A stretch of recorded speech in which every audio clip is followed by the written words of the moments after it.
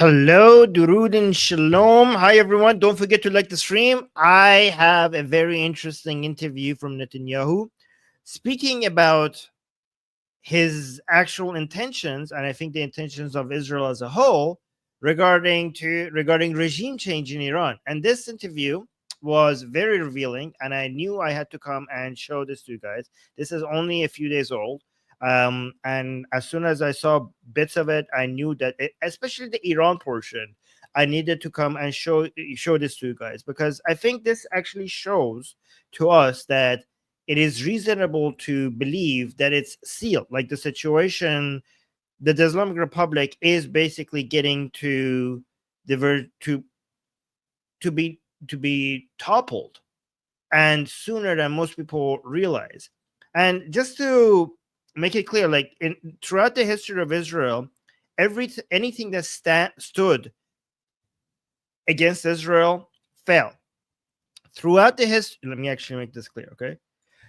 Throughout the history of Israel, anything that stood against Israel fell. And now it's Islamic Republic's time to fall. And this is what we're seeing here. Israel has now has made a commitment to go after the Islamic Republic to the point of toppling it. And this would be, I mean, Israel, every time Israel made a promise that it will eliminate, that would neutralize, that would destroy the enemies of its citizens, it succeeded. And this is not going to be any different. And again, this is not just a Netanyahu position. This is an Israel position, because unlike the situation in Gaza, most Israelis stand with their government when it comes to taking actions against the Islamic Republic.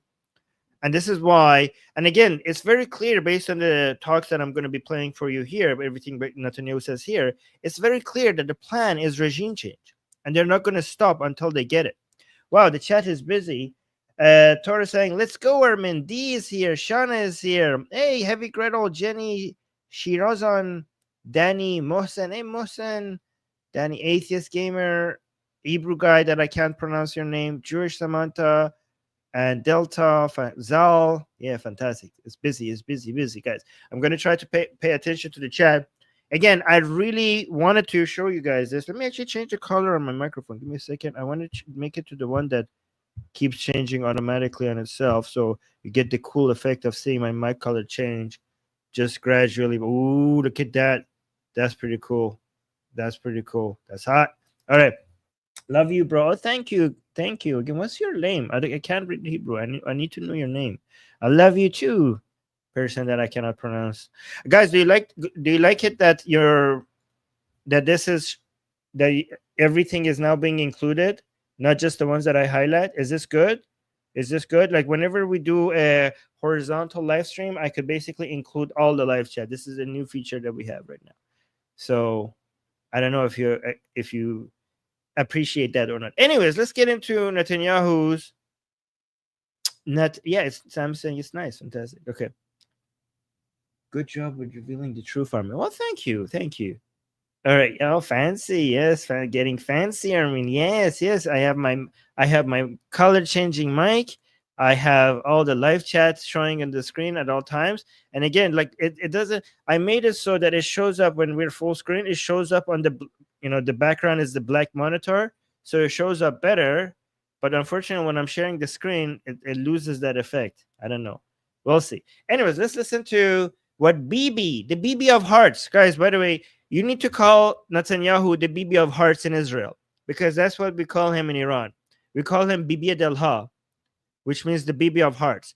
I don't know if it has anything to do with the Queen of Hearts, because Bibi in Iran means the queen in a basically deck of cards.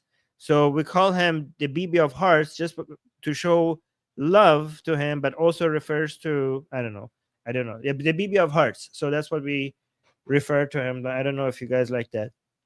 Kick Islam out of Iran. We're kicking Islam more effectively in Iran than any country. Guys, show me another country in the world that is kicking Islam more effectively than the Iranian people. This is if you need to. That's the if you need only one reason to love the Iranian people, is just that's all you need, honestly. Like, if you hate Islam, then you should love the Iranian people, because nowhere on planet Earth have people been more effective with their anti-Islamism than in Iran. So there you go. Let me actually start playing some of this. Hold on. And in Israel, let me know if you have his audio. Okay. Produces. Look at what happens when there's no daylight between an American president and an Israeli prime minister. We roll back the greatest threat to our to both our countries. Iran is trying to build nuclear weapons. All right. I love Bibi. I know some of you Israelis don't like him. These days I love him. I mean, I have criticism for him, but these days I cannot complain. However, I'm not going to hold back on my criticism just because he's doing so great. You know, on this channel, I'm not black and white. If I hear something like right at second two, I mean, I really, you know, I am going to be picky. It's my nature. It's my nature to be picky. Okay. So again, I should just be grateful, but I am going to be picky. So let me just be picky for a second. You know what I'm going to say, right? Listen to this. To both our countries. Iran is trying to build nuclear weapons. Okay, it's not Iran. Okay, Iran is not the common enemy of Israel and United States. Iran is a friend of both Israel and United States. It is the Islamic Republic. Again, it is the Islamic Republic that is the enemy of Israel and United States. It's not Iran. Okay, so again, I know this might be too picky, but I'm going to remain picky regarding this. Oh, Diamond Encrusted Abdullah just gave us a super chat saying, "Have you prayed today, my son?" Yes. Again, on this channel, we recognize the divinity of two entities only. One is the YouTube algorithm, and the other one is Mossad. And I have prayed. Guys, have you prayed to the YouTube algorithm? You could pray to the YouTube algorithm by liking the stream. The YouTube gods do actually respond. And again, both Mossad and the YouTube algorithm work in mysterious ways, which actually confirms that they are God, right? So those are the two gods that we recognize, and we do pray to them. We do pray to both. So yes, I have prayed today, and you could too by liking the stream. Anyways, so D is like praying. All right. Oh wow, Simon said I pay taxes to Mossad. So I'm all set. Yeah, that's good, actually. Yeah, you're right. Stopped it in the nick of time. Those nuclear weapons were to be equipped on ballistic missiles that certainly wreak havoc in Israel now without nuclear weapons. But they're aimed to be intercontinental ballistic missiles that could reach this city, this house, and New York, and Philadelphia, and Miami, and Mar-a-Lago. They actually put a price on President Trump's head and mine. You see this? This is what happened in the last 2 days. And issued a religious fatwa, a decree that says that we have to be assassinated. These are enemies. I am so happy that got noticed, right? Those, like, again, this is why I tell you the hardliners in Iran are working on our side. I love every single hardliner mullah that is making the toppling of the regime easier by putting out these messages. Right when it came out, I told you guys that this is going to work in our favor when it comes to they putting fatwa on both Trump and Netanyahu. It seems like they cannot, right when the whole world was watching to see if the Islamic Republic is going to change its behavior, we had two very high-ranking mullahs in Iran coming in and putting two fatwas, one on Trump and one on Netanyahu. It's like we're speed running towards the fall of the regime. And again, this is why I think these mullahs are spies of the Mossad, given that what they're doing is really helping us get the world to get more united against the regime. And again, none of it is as effective as Javad Larijani coming out on national Iranian, the regime's national TV, basically announcing that they could also bomb Europe if they have to. That was fantastic. Basically, making the only allies that they have remaining for them also go into the camp of United States and Israel. That was fantastic. Oh, we got two more super chats. Let me respond to those. Gaging American saying, I have, meaning I have prayed. They told me to be gay and generous. Well, thank you for your generous offer to this channel and also to the YouTube gods. I appreciate that. We both, I speak on behalf of YouTube gods right now. We both appreciate this. Thank you, thank you, thank you. Thank you for supporting the channel. And Shana also saying, I pay my tribute to the gods of the algorithm. Well, thank you. I'll take that on behalf of the YouTube gods. I will take that from you. And thank you for supporting your channel, Shana. I appreciate that. Okay. Oh, by the way, guys, speaking of Iranians, did you apparently, I haven't seen it yet. Apparently, there was this Iranian far right person that was Mehdi Hassan was debating on, and the guy said something in defense of Israel that I don't think is actually helpful. Have you guys do you guys know what I'm talking about? I think that might be our next show, because they told me, again, I haven't seen it, that Twitter is exploding with their reactions to that. So I might actually do the next stream on that, on this topic. You guys haven't seen that? Okay, so I might bring it to you. Yeah, the guy with the hat. Okay, so Zal is saying, yeah, the guy with the hat. So somebody knows what I'm talking about. I don't know what type. I don't know where this debate was with Hassan, Mehdi Hassan. Oh, Destiny already reacted to it. Okay, I'm gonna react to it too then. Yeah, so I'm gonna basically, because the leftist Iranians, anti-Israeli, anti-Pahlavi leftist Iranians apparently are making a huge deal out of it. They're like saying, "Oh, this is an embarrassment. Look at all these fellow Iranians who support Israel. They're embarrassing us. They're making us look so evil by supporting Israel." So I don't know. They're leftists. You know, it's pretty. It seems like that's a huge topic. By the way, guys, that's going to be now I've determined it. That's going to be our next stream. So if you want to see that, that's like, it's been exploding everywhere online. And it's basically Israel, Mehdi Hassan, and an Iranian guy talking about supporting Israel. An Iranian supporting Israel in a horrible way, in a not helpful way. Again, that's why I say, guys, if you want to support Israel, subscribe to Atheist Republic. I'll teach you how to do it. I'll show you how to do it. Don't go. Anyways, so that guy was, and again, I think Mehdi Hassan on purpose brought people that would defend Israel in a horrible way just to make Israel look bad. That's what they do. They go and find the worst people to come and defend Israel, to be like, oh, look, this is what people who are defending Israel sound like. They don't go find people who actually make sense. They bring the worst of the worst to just basically low-hanging fruit. That's the tactic. We need to respond to that. Torah saying, I hate watch that for you, Armin. Well, you could watch it here on the stream. We'll watch it here together. Yeah. Anyways, let's continue with BB. Of the United States. Iran says death to America, death to Israel. America is the great Satan. Israel is a small Satan, but we stand in their way. They want to develop. Guys, BB copied this for me. I'm joking, by the way. Don't think I'm that delusional. BB, I'm joking. I'm seriously joking. Don't go think that I'm delusional, okay? But BB watches my show and he stole this from me. He copied this from me. I swear, I watched BB.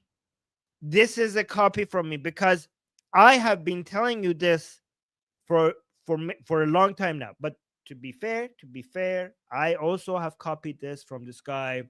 Again, I always forget his name. There's this academic guy that published a book, and he came to my show, and his name is Hossein Alizadeh, if I remember correctly. Hossein Alizadeh. He used to be part of the regime. He left the regime. He wrote a book about the history of Islamism. And I have been telling you guys that the Islamic revolution that started in Iran was a 3-phase program. This is why they continue calling themselves revolutionary. This is why IRGC, which stands for Sepah Pastaran Jamhuri Islami, which is IRGC, like Islamic Revolutionary Guard Corps, okay? So Sepah, we call it Sepah for short, right? They are a revolutionary entity. This is why Khamenei says that I am not a diplomat. I'm a revolutionary, meaning that the revolution is not over. I'll tell you why that's related to what Netanyahu is saying right now, okay? Meaning, because how could you be a revolutionary still if you toppled the Pahlavi regime and now you're in power, because that was not the point. The point was a revolution not against Pahlavi. The point was a revolution against the world liberal order, which they call it, as they call it, refer to it, the imperialist West and the Zionist regime. We call it the world liberal order. That's what they refer to it, right?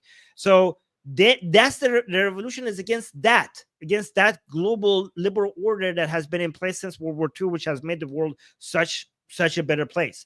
They are fighting against that. So they wanted to capture Iran, and Pahlavi was in their way. So removing Pahlavi was phase one. Now, then after capturing Iran and using the resources of Iran, then they wanted to capture the Middle East, and Israel is in their way. So then removal of Israel will make them be able to capture the Middle East, to go to phase three, to get the world to basically destroy the world order, and that will make US in their way. And that's the final boss. The US is final boss. So Pahlavi was level 1, Israel is level 2, and the final boss is the USA. Right? So I always this is why on this channel I tell you that supporting Israel is not about just supporting Israel. Supporting Israel is about supporting the world, because Israel is standing in the way.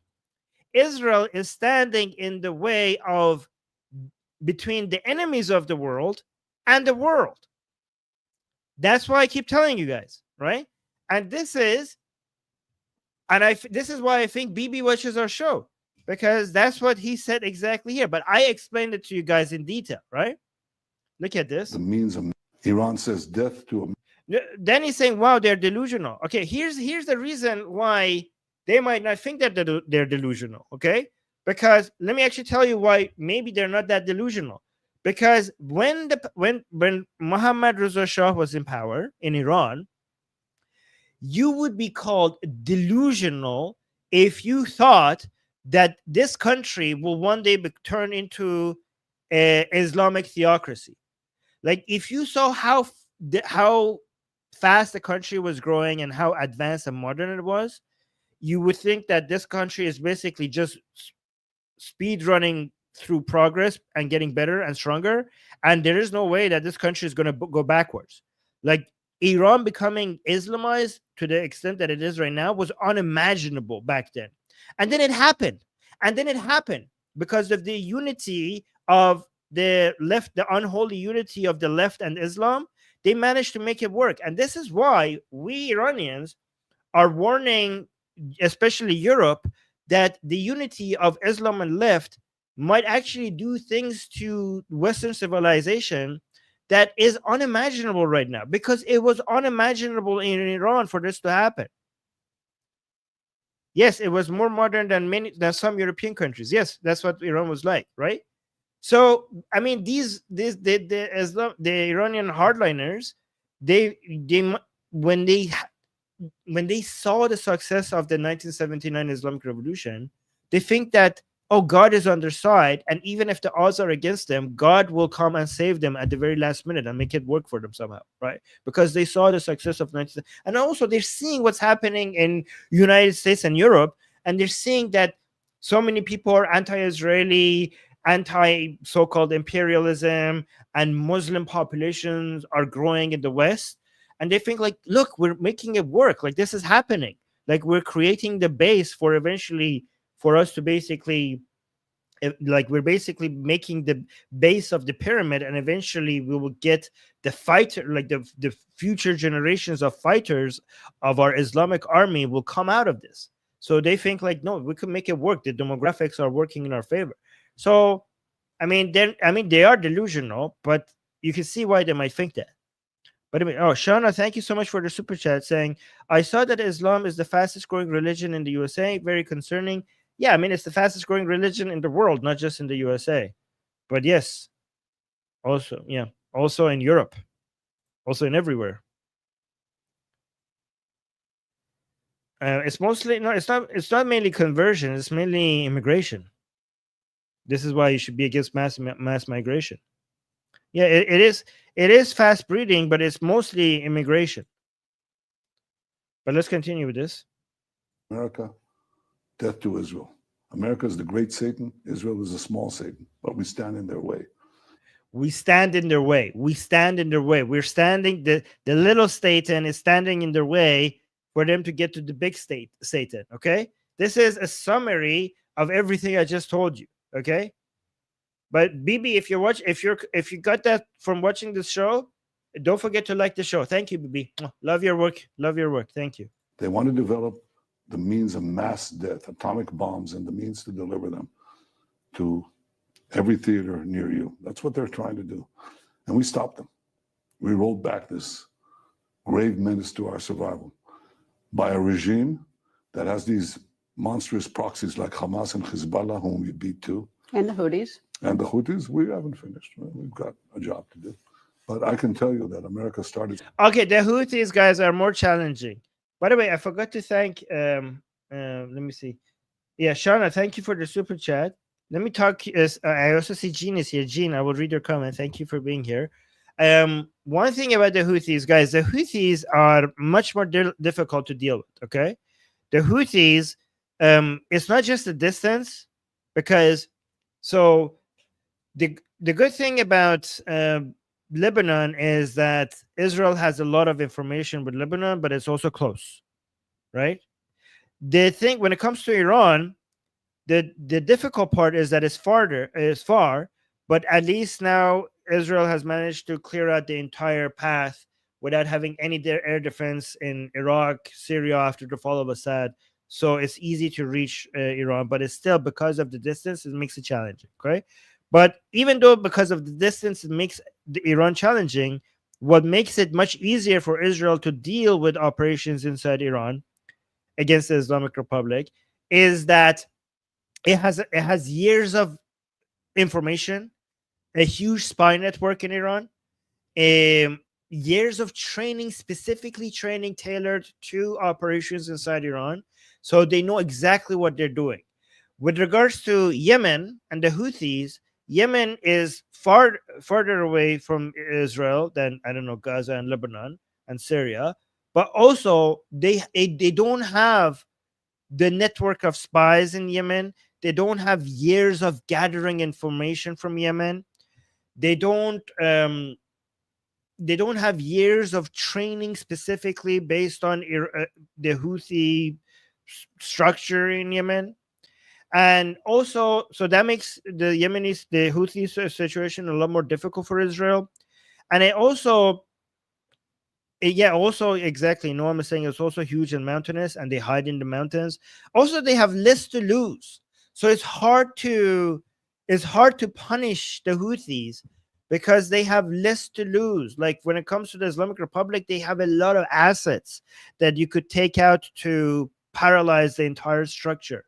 With the Houthis, they were basically, anything they have is they're getting from the Islamic Republic anyway. So what are you going to take out? Like if you take out the economic infrastructure, that's mostly what the people rely on. The Houthis rely on piracy. They don't rely on the infrastructure that much. I mean, relatively on the economic infrastructure of Yemen. What are you going to hit? Are you going to kill them? They are a death cult. They don't care as much. So it's really hard. Like deterrence measures doesn't work on the Houthis as effectively. So therefore, you have lack of information, lack of spy networks, lack of training, and years of investigations on what the best operations in Yemen. Mountainous and very easy to hide in the mountains. They have less to lose when it comes to economic interests or infrastructure, and they also have less to lose with regards to their lives, because their lives are less valuable to them to compared to other people. I mean, even compared to the IRGC, they are more death cultish than the IRGC. So so here's, how are you going to solve? I have a solution for the Houthi situation. The only solution for the Houthi situation is to topple the Islamic Republic. There is no, I don't think, maybe I'm wrong, but I don't think there's any amount of bombardment of the Houthis that is going to solve the Houthi situation. the only solution to the Houthi situation is to remove the backers of the Houthis, because they wouldn't have the weapons required to be able to carry out the operations that they do without the Islamic Republic's backing them. So that's the only way that you could deal with the Houthis, right? To be fair, it also seems to be one with most people who live there, who live there. I think that's what you mean. Okay, that's interesting. Thank you, Gene. And Gajan is saying, what's the IRGC's take on PRC as on Mao's revolution?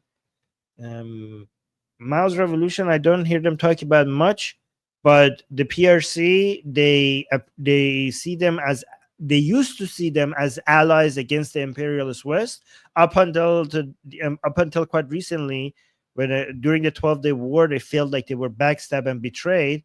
But before then, they used to saw they were trying to create a global unity against the imperialist West, and they thought that they thought that the PRC is united with them against that, which is kind of pathetic and naive to count on the PRC to support them. I mean, we know. I mean, on this channel, I mentioned to you many times that when the day comes that Israel, I told you Israel eventually will attack the Islamic Republic, and neither Russia or the PRC will do anything about it. I told you, and that's exactly what happened. I mean, other than issuing strongly worded letters. Yes, but exactly, Tanky. By the way, guys, this Tanky guy is not a Tanky. He has a communist logo, and he calls himself a Tanky, but he's not none of that. I don't know. It's confusing to people who are new here. I don't know if it's just why do you do that? But okay. Anyway, let's continue with Bibi. Something, we'll finish it, and I think the important thing is to understand that what we're doing is achieving a common doctrine that President Trump and I both hold to. It's called peace through strength. First comes strength, then comes the peace. And just as we cooperated on getting the Abraham Accords, peace between Israel and 4 Arab countries, now after the victory over Iran, we'll need to maintain that victory, prevent Iran from trying again to restart nuclear weapons from scratch, but we have to prevent them, but also move to realize the potential for peace in our region because of our victory, because of our strength. Peace through strength. There are several countries waiting in the wings. We're working on making those peace agreements possible. Syria is a possibility, maybe. Wait, where's the part that he mentioned? There was a part that he mentioned the Iranian people. Did I miss that part? Because I wanted to. Let me just keep playing this. Let's see if it gets to the Iranian people. Because what was the part? Like, let me just. Syria, has Syria changed, or is there a likelihood of that? I mean, that certainly has had a change since in the last 6 months. Well, Syria and Lebanon were both governed by Iran and its proxies. Hafiz Assad, a dictator, horrible dictator in Syria, and Hezbollah in Lebanon. We defeated Hezbollah. We eliminated Nasrallah, their murderous and fanatic leader. That collapsed Lebanon and enabled a change of government for the first time in decades. And it also collapsed. Okay, I think he mentions the Iranian people at point 11. Let me see if this is right. If this is right, I will tell you how I found it, because this is incredible. 1109. Let's see if this is correct. A nuclear arsenal with billions and billions of dollars, which they use not to build Iran, not for the benefit of the great Iranian people whom they subject.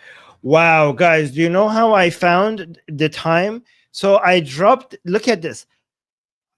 I love AI. I dropped the link. By the way, ChatGPT cannot watch YouTube videos yet, okay? But Gemini can. And I just dropped the link of the YouTube video into Gemini, and I just asked Gemini, at what point does he start speaking about the Iranian people? And it just, like, within seconds, it told me 1109. Isn't that amazing? Gemini. So, by the way, Gemini watches YouTube videos. Like, it doesn't just look at the transcription. If you ask it, it will actually watch the video with the video itself. Like, if you have a meme in there and you say, "Where's the meme?" If it was only looking at the transcription, it would not be able to find it.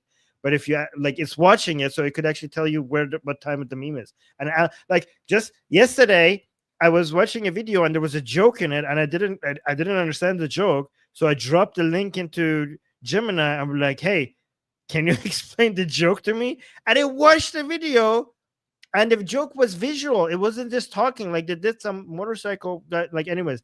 And Gemini like, "Oh, they're doing this, and this is why it's funny." I'm like, "Oh my god!" Like, it actually understood. This is pretty cool. It was pretty cool. And as a for me, this is very good, because when I'm making shows, if I need to find this exact part of a long video that I need to show you guys, I just drop the link into Gemini, and we're like, "Where is this? Find it for me." Okay. So let me see. Okay, they build terror axis with it. They build ballistic missiles to hit us and ultimately to hit you. So I think that was misconceived. And of course, I didn't get support. I got much opposition. And I had to also galvanize opposition within Israel, galvanize rather support within Israel, because people say, "How do you hit Iran?" Iran's a big country. I mean, it's a huge country. It's like 90 million people. It's like the size of a good chunk of Europe. It's big. It's got these lethal weapons that they can bomb our cities with. Yeah, you have to take out. See, I never thought that way, because I mean, when you see the sophistication of Israel, when I look at the pagers, I mean, that was a sophisticated operation. I know that Israel's tiny and Iran is big, but not to make this sound like a game, but you so have outsmarted so many people over the years militarily and in wars that I never saw that as that the fact that it was big and you were little. Well, it's also the fact that when you're small, your size, we're bigger than Rhode Island. I can say that. But it takes 6 minutes to fly across. Four and a half. I think you said 6 at the UN, because I remember you said six to fly. You said 6 to fly across the United States, 6 minutes across. 6 hours. 6 hours fly across the United States, 6 minutes to fly across Israel. That's what you told me. 5 and 5. Okay, good. Well, yeah, by the way, I've been to Israel. This is really funny, because I was with my Israeli friends in Israel, and we were driving a car, and we're like, they were like, "Oh, this is a far away." And then we got in a car, and within 15 minutes, we were basically on the other side of the country. And it's so amazing what passes as far away in Israel. By the way, this is not the part that I wanted to show. Even though it was accurate, he talked about the Iranian people. There was a part of the video. Again, it's not finding it for me. There was a part of the video. Let me actually just bring the Persian version, because this is the part that I wanted to show you guys. I'll just translate it for you guys into. They actually put a price on President Trump. Yeah. I don't know. There was a part of the video. Let me see, because I don't want to. That he basically saying the Iranian people are going to be the ones responsible for changing the regime. Again, I'm not gonna. Let me see. Where's it here? Iran is trying to build nuclear weapons. We stopped it in the nick of time. Those nuclear weapons were to be but they're aimed to be and New York put a price on President Trump's head and mind. So he said that. This is what happened in the last 2 days. And issued a religious fatwa, a decree that says that we have to be assassinated. These are enemies of the United States. Iran says death to America, death to Israel. America is the great Satan, Israel is the small Satan, but we stand in their way. They want to develop the means of mass death, atomic bombs, and the means to deliver them to every theater near you. That's what they're trying to do. And we stopped them. We rolled back this grave menace to our survival by a regime. Okay, maybe it's at the 3:15 part, because there was a part that he says that Israel is weakening the regime and the Iranian people will finish the job. That's the part, if I could find it, that's the part that I wanted to see. I guess Gemini is failing me. But they won't surrender. They don't surrender. You think so? There are Palestinians now who are fighting Hamas. Because we weakened them to this point. Okay, so he does mention. Oh, by the way, guys, this I'm glad that I'm showing this part, because this confirms that Netanyahu agrees with me that this is not a pretending. You know how when I was doing shows, telling you guys that there are people in Palestine that not in Palestine, in Gaza. Sorry, there is no Palestine. There are people in Gaza that are rising up against Hamas, and so many of you in the chat said like Armin is fake, it's fake, it's fake. And like, guys, I mean, I'm not celebrating all of these people. Some of these people are still anti-Semitic, but this is genuine. This is real. See, Netanyahu agrees with me. This is real, right? So this confirms that our analysis on this channel is. I'm just saying it's okay, Armin. Yeah, I don't. What is okay? Like, are you saying like the fact that I can't find the part? Yeah, I don't know why I can't find the part that I want to show you guys. I'll just refer to it. There was a part in this video, or maybe it was a separate video that they stuck. Maybe that's why Gemini can't find it. Maybe it was two different interviews that in this edited Persian video they put next to each other. Maybe there's somewhere else. But he was basically explaining that the plan of Israel is to weaken the Islamic Republic to the point where the Iranian people will rise up and change the regime. That is the current plan. I hope this plan works, because if this plan doesn't work, I'm not going to like the plan B or plan C that Israel is going to go to, because plan B and plan C is not going to be good for the Iranian people. But this is a good plan. This is a great plan, and I hope that at the moment, I don't know if it will happen, but I hope that key moment the Iranian people do eventually come into the streets and basically topple the regime themselves. Because again, Israel doesn't have the people on the ground enough to basically have boots on the ground and do a regime change, right? So let me tell you, United States has both the air superiority and enough soldiers to put boots on the ground for regime change, right?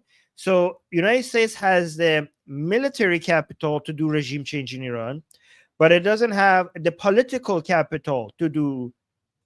This is very important, okay? So United States has the military capital to do regime change in Iran, but it doesn't have the political capital to do regime change in Iran. That's very important to understand, because the United States is a democracy, and the Americans have no appetite for their country getting involved in any regime change because of the experience they had with Afghanistan in Iraq, in Afghanistan and in Iraq, right? So Israel has the political capital to do regime change in Iran, and is showing a desire to do so, but again, it doesn't have the military capital. Why? Because Israel's strength comes with its air force, comes from its air force, its intelligence operations. Those are the main two, right? Intelligence operations and air force. And also, they have some really high trained commandos that do amazing things on the ground. They go in and do operations. And also, when it comes to the ground force, Israel has very well trained soldiers, but it doesn't have the numbers. So as Netanyahu was explaining, Iran is really vast, it's really big. And when it comes to ground forces, the Islamic Republic has much higher numbers. That's why Israel will continue winning as long as it doesn't meet the IRGC on the ground, right? Because if you compare the number of soldiers that the IRGC has, there's so much more than Israel. And Israel, it does really good when it comes to ground operations in Syria and Lebanon and Gaza. They have it there, but Iran so far, and it's too big, and it's dealing with an enemy with too many soldiers on the ground. So Israel doesn't have, again, as strong as its air force is against the Islamic Republic, it wouldn't be able to carry this operation if it was with boots on the ground, right? So let's look at all the enemies of the Islamic Republic. United States has the military capital. It doesn't have the political capital. Israel has a political capital, but it doesn't have the military capital. It doesn't have the boots on the ground. The other enemy of the Islamic Republic are the Iranian people. They do not have any military capability, because they're unarmed, right? However, they are there on the ground. So the obvious strategy is to use Israel's military capability to the point where the Islamic Republic is so weak that when it comes to actually capturing all the different buildings, that all the different key points of the regime, both military and political, you just get a sea of the Iranian people just capturing all of it. So it's not, the Iranian people showing up in the streets is not good enough, because no amount of showing up in the street and putting your fist in the air is going to make the regime fall. The thing that eventually is going to make the regime fall, the action, the event that is basically the toppling of the regime, is the capture of the government buildings. So the reason why having many people in the streets works in our advantage is not because them staying in the streets is enough, is that them staying in the streets and eventually overwhelming the regime, when they capture Sedosima, when they capture the TV station, when they capture every single Kalantari, every single military access point, every single military building, every single Basiji building, every single, like when they go into the buildings and capture it and stay there and take control over it, that is when we know the regime has fallen, right? So, and again, for that, we need troops on the ground, and we cannot have troops on the ground because Israel doesn't have the numbers and the United States doesn't have the appetite. So it's the Iranian people that need to do the final push. It's the Iranian people that need to eventually go to these people, to these places, and make them surrender. That's the only way that this is the final push over the edge. So this is why this makes sense. This is why the unity between Israel and the Iranian people makes absolute sense. And it's the only thing that works. It's the only thing that works. I mean, if this doesn't work, then the other plan for Israel might be to just go and destroy the economic infrastructure. I hope it doesn't come to that, because that would mean that losing the Iranian people and just trying to suffocate the Islamic Republic, that would mean that many Iranian people would not see Israel that positively anymore. But I wouldn't blame Israel, because Israel is just trying to survive, and Israel is basically doing it's basically doing what it needs to do to defend its people. It's when it comes to survival, anything goes. I appreciate that Israel is right now seems to be focusing on uniting with the patriotic Iranian people and respecting the border integrity of Iran, and also respecting the strong historic bond that the Iranian people and the Israeli people have. If this works, if this works, the Islamic Republic will be toppled with the lowest amount of lowest collateral damage. I mean, it will still be there, but it will be the lowest amount. If this doesn't work, if this unity doesn't work, Israel is completely set on doing a regime change. But the other alternatives is, like, plan B would be to target the economic infrastructure, which hurts the regime, but it also hurts the Iranian people. And then, unfortunately, plan C might be to start working more with cessationists, with the Kurdish cessationists, with the Azeri cessationists, and the Arab cessationists.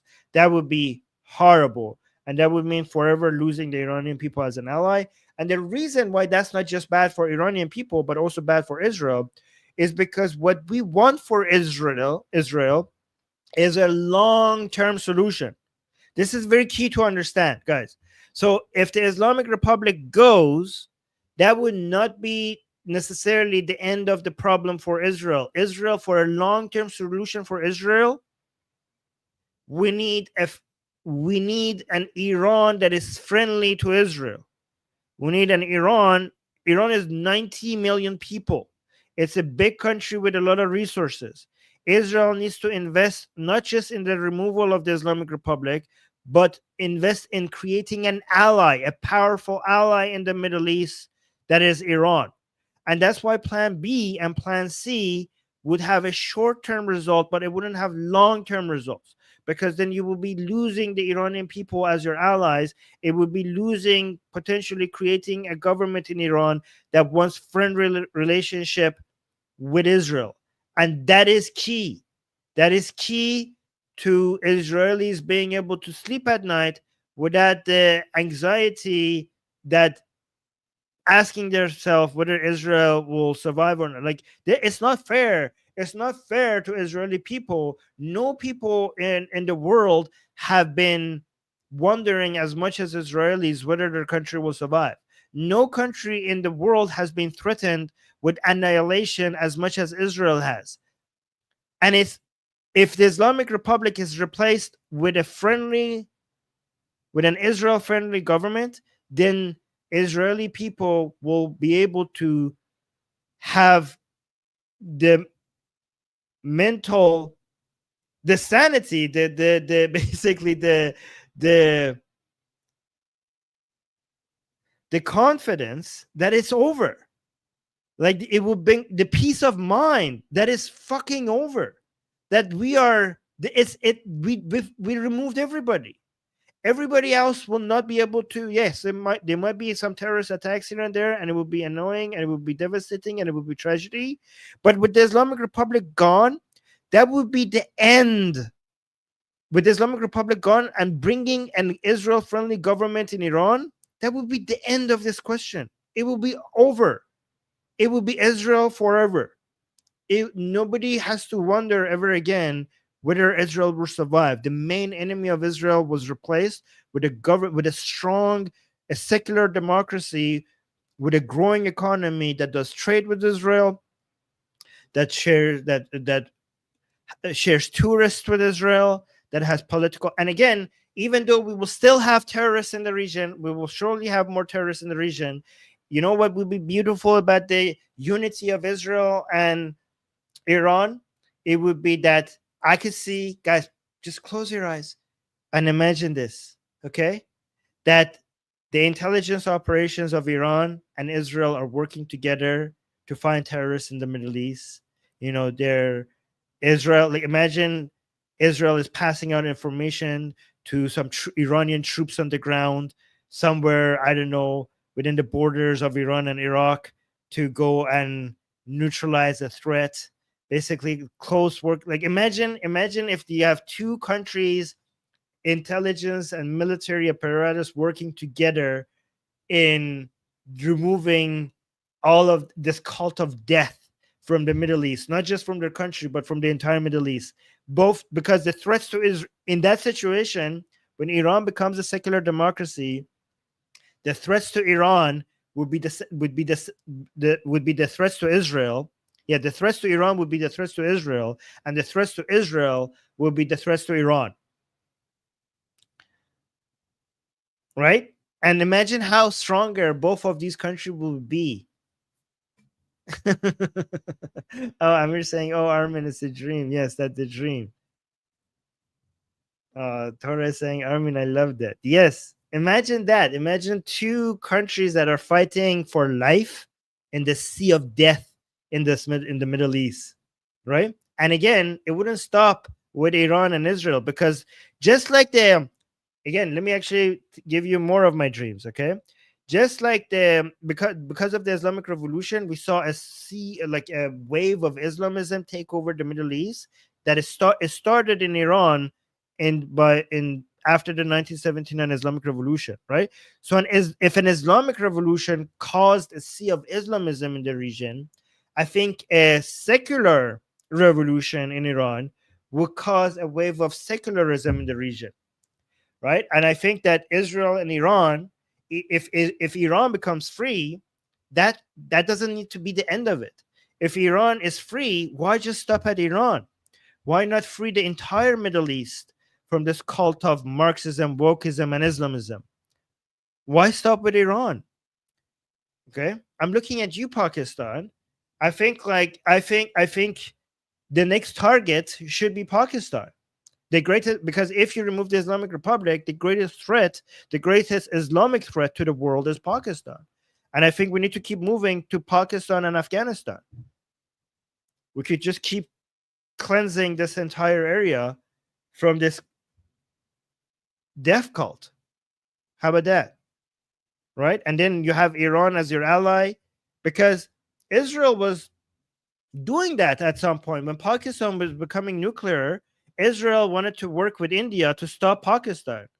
And I think, I don't know what happened. India chickened out, or what happened? Guys, India's in the chat. Do you guys know what happened? But that was Israel's plan. But now Pakistan is nuclear, so I don't know what's happening there. That basically went away. That plan went away. But we now could continue that plan with Iran. I mean, Iran is sharing a border with Pakistan. Pakistan is basically is spreading Islamism to the whole world right now. So after you save Iran, if you focus everything on Pakistan, then it's not just because Pakistan. If you go look in Europe, for example, a lot of the Islamism is coming from Pakistan, right? So we need to, instead of, again, Westerners, if you're watching this show, you need to stop playing defense. Okay, you need to go to the source. You cannot be like, hey, I'm just anti-migration, let's not let these people in. How is that working for you? How is that working for you? I mean, I agree with you, but it's not working. That's not working.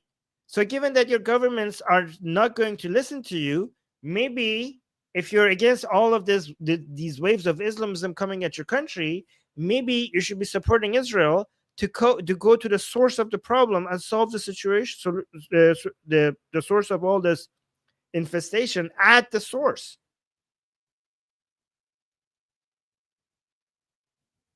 Yeah. Go see where's patient zero? Where is this disease spreading? How is this happening? You have to go. You have to. It's so pathetic and weak. It's so beta to think like, hey, let's just defend our countries by staying where we are. You know, what happened to a great defense is a strong offense? What happened to that? Everybody knows that. So this is why I don't understand isolationists. The isolationists are against Islamism, and they're like, oh, let's not go anywhere. Like, okay, so let this tsunami of Islamism just keep growing outside of your borders, and just think like, I'm just going to put more bricks on my borders and that's going to stop it. It's not going to stop it. You have to go somewhere. You have to go where this is being created and stop it there.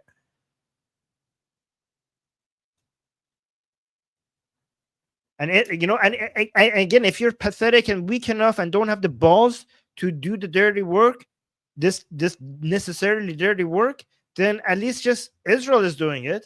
All you have to do, this is what I'm saying. All you have to do is support Israel and Ukraine.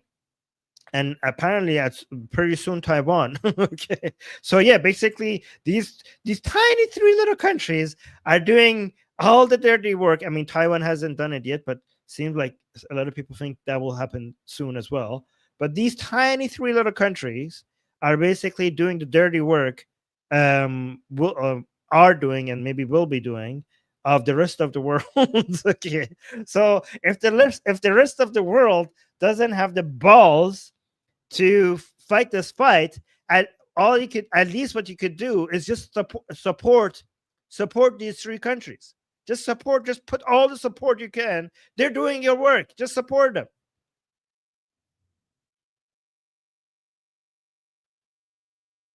No.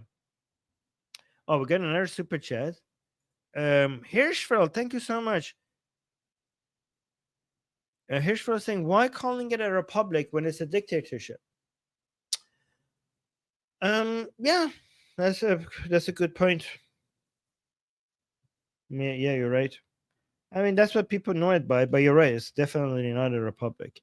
It's it's like, what is the official name of North Korea?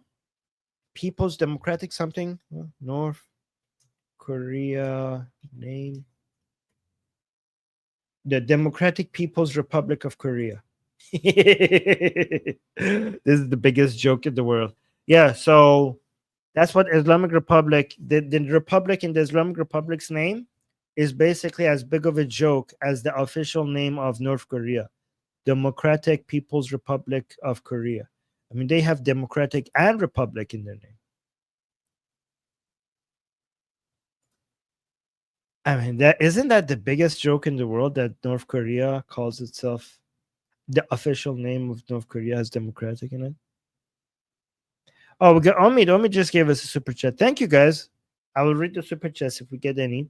Omi just say, and guys, super chats are a really helpful way to support the show, and memberships as well. So other than liking the stream, and also guys, make sure you hit the bell notification on Atheist Republic YouTube channel. Hit the bell notification, because subscribing is not good enough for YouTube to actually tell you when we go live. So please hit the bell notification. And also, if you leave a comment, YouTube, after the show is over, YouTube is more likely to notify you when we go live, right? So let me actually read Omid's super chat. Omid is saying, is it a coincidence that both Trump and Netanyahu have become ill?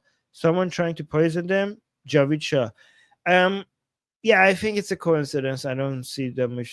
I don't think they're related. And I don't think Trump's illness is significant. I mean, Trump, like, the explanation that the White House gave last time I checked made sense, which is not something significant. I don't know. What is Netanyahu? What's wrong with Netanyahu? How sick is Netanyahu? But no, I mean, I don't think they're related. I think it is a coincidence, unless you have evidence saying otherwise. It's not even that strange of a coincidence. Like, I remember when I got sick.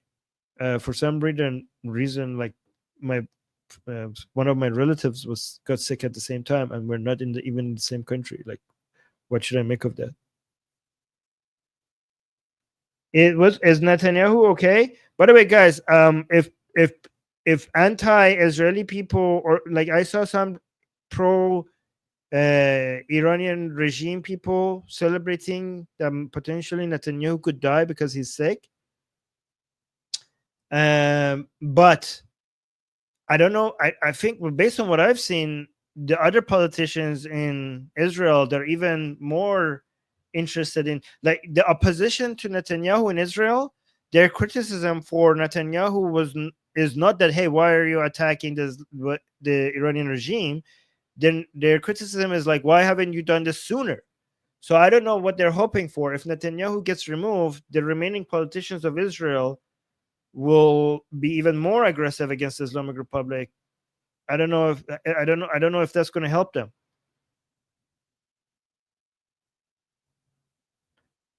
Isn't that right? Like, was it Naftali Bennett, for example? Guys, if Netanyahu goes away, wouldn't right now, based on the polls in Israel, isn't Naftali Bennett going to be the prime minister? That's my understanding. Or else, am I wrong? Yeah, he has a stomach inflammation. That doesn't sound so bad, Netanyahu.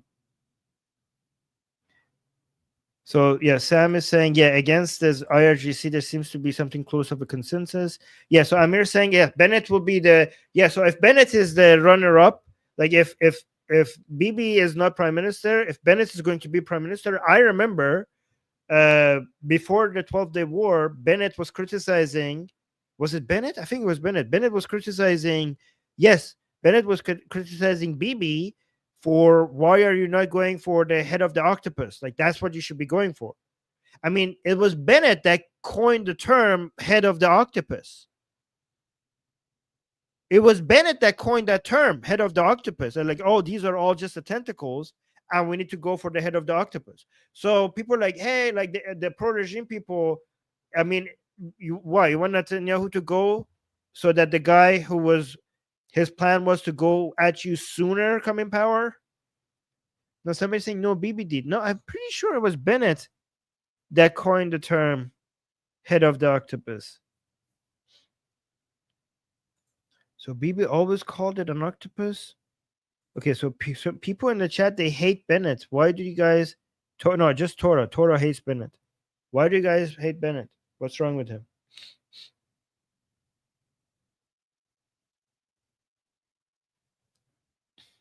Yes, no insults. I'm sorry. Yes, no insult to octopuses. If there are any octopuses watching, I'm sure you're great. Sorry for comparing you to this, to a theocracy. Amir saying Bennett is fine. Oh, Roy is saying you are right. It was Bennett. Yeah, I know Bennett. It was Bennett. Then everybody else copied him.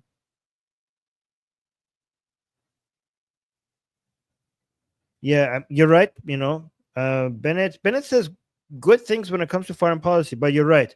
BB has actually a record of success to show. So at least we know what results we get with him.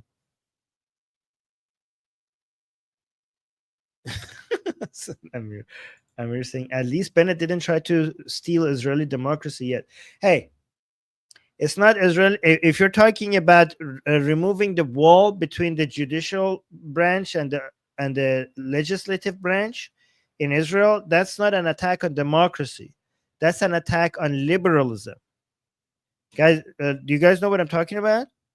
So, is that what you're referring to, Amir? Are you like, I know a lot of Israelis, their criticism for Netanyahu is to let the Knesset basically not be limited by the judicial branch, right? That's the criticism so many Israeli have for Netanyahu, right? And that was the protest. That was the point of the protests of people in the streets before October 7th, like when Israelis came into the streets, right? So that reform actually makes your country more democratic, and more democratic is not necessarily good. I actually agree with your criticism on Netanyahu. So yeah, Noam is saying that those reforms are pro-democracy. You're right. It is pro-democracy because the people have voted for the Knesset, and the Knesset wants to pass a law. And basically, if the judicial branch comes and stops them, the people are not going to get their way because the people have chosen that this is what we want. And now the judicial branch is stopping them. So it is more democratic, but more democracy is not always good because, guys, listen to this. This is very important for us to understand. Liberalism is a limitation on democracy. So that's an attack on liberalism. That move is an attack on liberalism in favor of more democracy. And we don't want absolute democracy.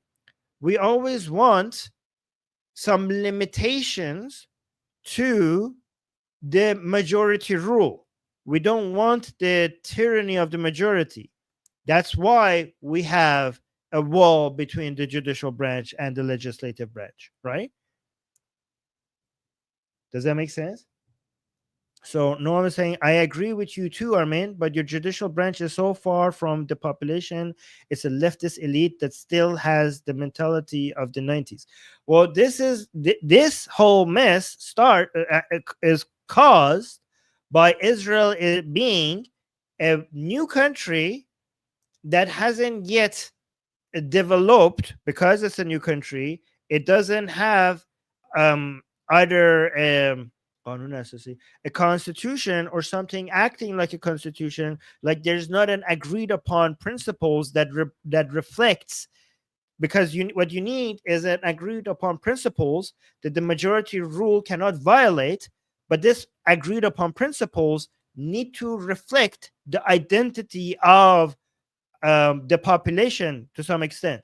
So because you don't have that, those agreed upon principles in a form of a constitution or something like a constitution, because the UK doesn't have a constitution either, right? You're going to see this mess.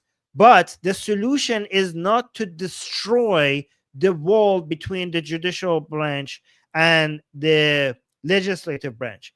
The solution is to have a better judicial branch, right? The solution is to upgrade your judicial branch, but you need to maintain that wall.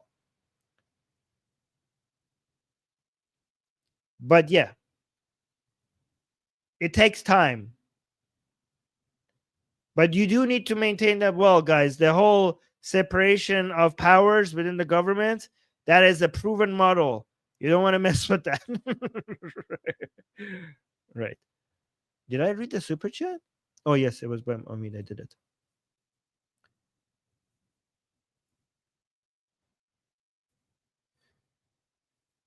No, Roy is saying exactly. Guys, this was a very advanced political philosophy discussion. I enjoyed this, right? I think this was a more nuanced discussion on this topic. And I'm not even Israeli, right? Like, guys, this is good. I enjoyed this. This is fun. I always like it when we get to these these types of discussion. Okay, somebody doesn't like it. Somebody saying that makes negative sense. But Noam seems to 100% agree. How does that make negative sense? Which part, like which part did not make sense to you? I can explain it to you more. Let me tell me, ask me, I could explain it. Yeah, Amir is enjoying it. Oh, Mohsen, who's Iranian, is now putting his name in Hebrew in his username, and he's asking Israelis in the chat if he put his name correctly. Oh, thank you, Heavy Gretel. Heavy Gretel saying, always appreciate your nuance, Armin. Let me see that guy who said that. Oh, okay. You're saying just being silly. Oh, okay. So I did make sense. Michael saying, I want to visit Israel one day. Okay, guys, the top 3 places that I want to revisit is like from all around the world are just like I've been to more than 35 countries. 35 countries I've been to, right? There are a few places that I want to revisit. But the main places, like I've seen many cities, but the main places I want to revisit is Jerusalem, Rome, and Tokyo, right? So Jerusalem is so worth a visit, especially if you're into history.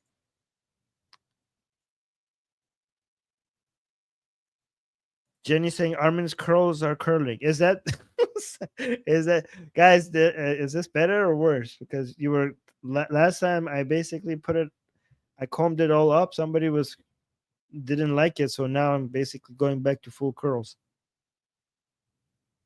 Tora saying Armin, come, we gotta meet up all your Israeli fans. Yes, I would love to. Jerusalem also good for drinking and meeting girls. Well, meeting girls is good for your health, but not drinking. Guys, I don't drink alcohol anymore, and this is not because this is not my hidden Islam speaking out, okay? I'm just a health freak. I'll eat pork if you need me to prove that this is not my Islam, okay?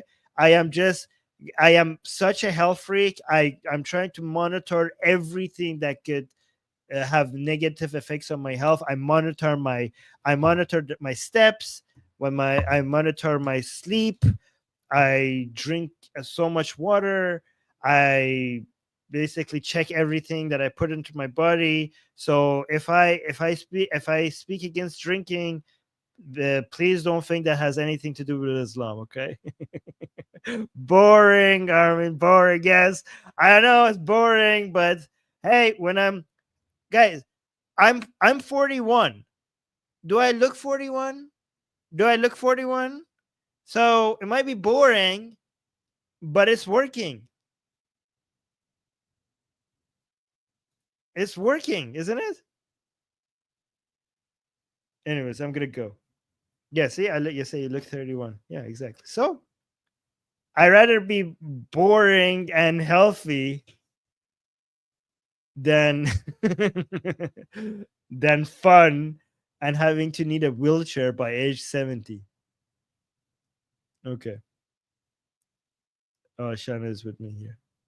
Wow, you look 20. Thank you so much. I appreciate that. Yeah, give it Gretel same. All right, guys, we're going long now. This was fun. Do you guys like it at the end of the show? We just have fun. Like we start with serious discussion, and then at the end of the show, we just have some fun before I end the stream, right? Okay, guys, make sure you subscribe, hit the bell notification, subscribe, leave a comment, and recommend the show. Okay, I'm gonna head out, and love you guys. Thank you for being here. I'm Israel Chai, Javid Shah. Mwah. Take care.